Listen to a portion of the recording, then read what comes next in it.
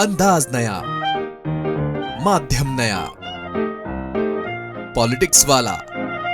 आओ राजनीति करें अब हमारे YouTube चैनल पर। नमस्कार, पॉलिटिक्स वाला पीएम टाइम में हम एक बार फिर हाजिर हैं आपके साथ। मैं पंकज मुकाती।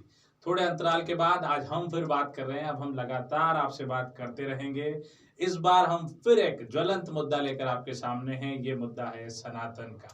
आपने देखा होगा लगातार कि तमिलनाडु की सरकार यानी डीएमके लगातार सनातन के खिलाफ बोल रही है। पहले तमिलनाडु के मुख्यमंत्री स्टालिन के बेटे उदयनिधि ने ऐसी टिप्पणी की कि सनातन को एक बीमारी की तरह बताया, जिस पर कोर्ट ने उन्हें फटकार लगाई है। दूसरी तरफ अभी हाल ही में केंद्र में मंत्री रह चुके और अभी तमिलनाडु के मंत्री ए राजा ने एक बार फिर ये कहा है कि भारत एक देश नहीं है। जी हाँ, भारत एक देश नहीं है, भारत एक उप महाद्वीप है। तमिलनाडु अपने आप में एक देश है और यही नहीं रुके, उन्होंने ये भी कहा कि उनसे कह दीजिए कि हम राम के दुश्मन हैं, हमें ऐसे राम की जरूरत नहीं है। அந்த ஜெய் ஸ்ரீராமனையும் பாரத மாதாவையும் ஒருபோதும் நாங்கள் ஏற்றுக்கொள்ள மாட்டோம். தமிழ்நாடு ஏற்றுக்கொள்ளாது. என்ன ஜாதி, எந்த மதம், எங்க பிறந்தான்? எனக்கு ராமாயணத்துல நம்பிக்கை இல்ல, ராமன் மீது நம்பிக்கை இல்ல. ஆனால் கதையை சொல்றேன், இதுதான் கம்பராமாயணம். குகனோடு ஐவரானோம், குன்று சூழ்வான் மகனோடு அறுவரானோம், ஐயே நின்னோடு எழுவரானோம். எழுவரானோம் தம்பினா இன்னொரு குரங்கை ஆறாவது சோழராக ஏற்றுக்கொண்ட ராமாயணத்துக்கு பேர் தான் மனித நல்லிணக்கம் என்று சொன்னால் நீ சொல்ற ஜெய் ஸ்ரீராம் சி இடியட், ஜெய் ஸ்ரீராம் சி इडियट, जय श्री राम ची इडियट। आज हम इसी सब विषय पर बात करेंगे कि तमिलनाडु आखिर क्यों लगातार सनातन के खिलाफ टिप्पणियां कर रहा है, वो चाहता क्या है।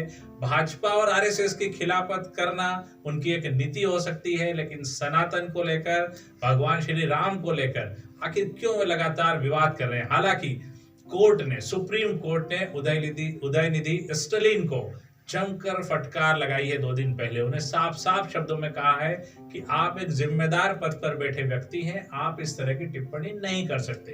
आपको पता होगा कि उदयनिधि स्टालिन ने यह कहा था कि सनातन एक डेंगू और मलेरिया जैसी बीमारी है।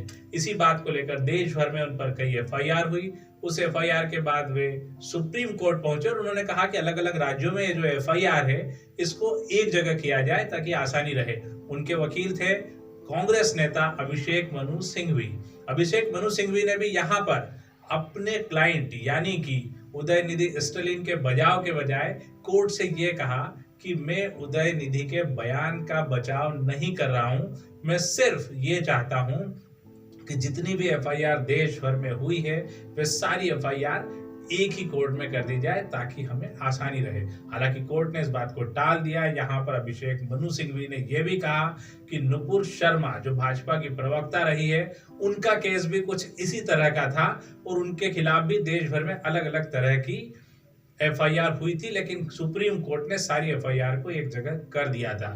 ऐसे में मेरे क्लाइंट उदयनिधि स्टालिन की एफआईआर को भी एक जगह किया जाए। मामला यहाँ पर उदयनिधि की एफआईआर को एक जगह करने या सुप्रीम कोर्ट से ज्यादा इस बात का है कि मानवीय पहलू क्या कहते हैं, क्या सनातन को लेकर, क्या हिंदुत्व को लेकर और श्री राम को लेकर इस तरह की टिप्पणियां की जानी चाहिए। उदयनिधि स्टालिन लगातार डेंगू मलेरिया कहेंगे, हिंदुत्व को, सनातन को। और इसके बारे में अदालत ने उनसे पिछली सुनवाई में पूछा भी था कि किस आधार पर आपने इसे मलेरिया कहा है, आपने किस आधार पर सनातन को खारिज किया है, क्या आपने कोई वेद पुराण या किताबें पढ़ी है। इस पर स्टालिन कोई जवाब नहीं दे पाए। अब ये बात हुई स्टालिन की, लेकिन इससे आगे बढ़कर तमिलनाडु के एक और नेता ठीक सुप्रीम कोर्ट की उदयनिधि को फटकार के बाद सामने आए हैं और उन्होंने फिर वही बात दोहराई है कुछ अलग तरीके से। इस बार उन्होंने न सिर्फ सनातन को, जहां उदयनिधि ने कहा था कि डेंगू और मलेरिया की तरह, इसके विपरीत ए राजा जो केंद्र में मंत्री भी रहे, आपको याद होगा कि उनके ऊपर मनमोहन सरकार के दौरान कई घटोले के आरोप भी लगे थे। ए राजा ने इस बार ये कहा है कि भारत एक उपमहाद्वीप है, इसे एक देश नहीं मानते, यानी वे हिंदुस्तान को एक देश नहीं मानते।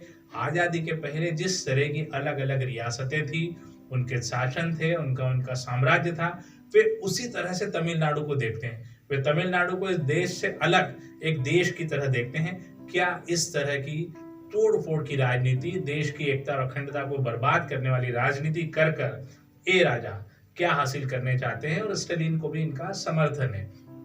यहाँ पर सबसे बड़ी बात ये निकल के आती है कि डीएमके कांग्रेस का सहयोगी है, इंडी गठबंधन में उसके साथ है।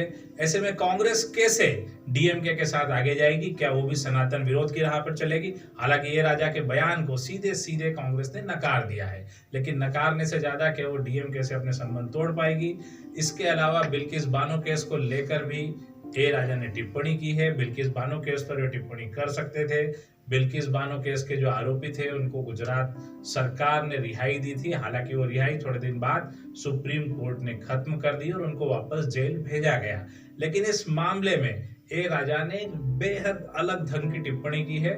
उन्होंने सनातन भारत के साथ इसमें भगवान श्री राम पर भी टिप्पणी की। उन्होंने ये कहा है कि बिल्किस बानो केस में जिन लोगों की रिहाई हुई उस समय जो नारे लगे जय श्री राम के, क्या इस तरह के नारे हम बर्दाश्त नहीं करेंगे। उन्होंने साफ साफ ये कहा कि भाजपा और आरएसएस से कह दीजिए कि अगर उनको लगता है तो हम इस तरह के नारे बर्दाश्त नहीं करेंगे। जाके उनसे कहिए कि हाँ, हम भगवान श्री राम के दुश्मन हैं। तो यानी कि हिंदुस्तान की तोड़फोड़ की राजनीति की तरफ जा रहा है डीएमके तमिलनाडु। क्या डीएमके का वोटर भी इस बात पे इत्तेफाक रखता है? जैसा कि हम सब जानते हैं कि तमिलनाडु की राजनीति, तमिल वोट बैंक और एक अपनी स्थानीय साम्राज्य, एक स्थानीय उस पे चलती है। तमिलनाडु ने हमेशा से हिंदी का भी विरोध किया है और अब तक करता रहा है। लेकिन इस तरह के बयान में सीधे सीधे भाजपा आरएसएस को जोड़कर वे एक अलग तरह की बातें ला रहे हैं। जिस तरह की बातें उनकी है उससे लगता है कि न सिर्फ उदयनिधि स्टालिन की किसी दिन भी इस तरह के मामले में गिरफ्तारी हो सकती है, साथ ही ए राजा भी एक बार फिर सुप्रीम कोर्ट के दरवाजे पे जाएंगे। लेकिन सुप्रीम कोर्ट से ज्यादा हिंदुस्तान के आम आदमी और आम आदमी से ज्यादा कानून के कर्ता धर्ताओं को ऐसी टिप्पणियों पर कार्रवाई करनी ही चाहिए जिसमें हम न भगवान श्री राम की बात कर रहे हैं, हम न ही किसी और की बात कर रहे हैं, लेकिन किसी भी धर्म, हम सिर्फ सनातन की बात भी नहीं कर रहे हैं, किसी भी धर्म को डेंगू, मलेरिया या किसी बीमारी से जोड़ना कतई बर्दाश्त नहीं किया जाना चाहिए। उसी तरह की सारी धाराएं लगाई जानी चाहिए। और ये बड़ी नफरती स्पीच है, एक नफरती भाषण है, एक सांप्रदायिकता से भी बड़ा जहर है जो कि जातिवादी जहर की तरफ बढ़ रहा है। धर्म का इसमें नुकसान तो है ही। इसके अलावा ए राजा की ये टिप्पणी कि हिंदुस्तान देश नहीं है, उपमहाद्वीप है, यानी वे हिंदुस्तान को अलग अलग टुकड़ों में बांटना चाहते हैं। उन्होंने ये भी कहा, उसका उदाहरण उनका बड़ा ही मतलब एक अजीब टाइप का उदाहरण है कि हमारे घरों में जो नल होते हैं, एक टंकी में वॉशरूम में यूज करने के लिए पानी आता है, दूसरी टंकी का पानी हम पी सकते हैं, तो दो अलग अलग पानी कैसे होते हैं, वैसे ही हिंदुस्तान में अलग अलग राज्यों को उनकी संस्कृति और उसके हिसाब से अलग अलग रखा जाना चाहिए। अब यहाँ ये समझ में नहीं आ रहा है कि ए राजा तमिलनाडु को कौन सा पानी समझ रहे हैं, वो उसे प्यूरिफायर पीने का पानी समझ रहे हैं या उसे गंदा नाली का पानी समझ रहे हैं या हिंदुस्तान के अन्य राज्यों को गंदा बता रहे हैं। लेकिन एकदम गंदी राजनीति है। आज हमने आपको इतना बताया है, अब आप एक बात समझ लीजिए कि स्टालिन का डब्बा गोल और अब राजा की तैयारी या राजा की बारी। अगली बार ऐसे ही किसी विषय के साथ हम आपसे फिर रूबरू होंगे। आज के लिए इतना ही। धन्यवाद, शुक्रिया। अंदाज नया, माध्यम नया, पॉलिटिक्स वाला। आओ राजनीति करें अब हमारे YouTube चैनल पर।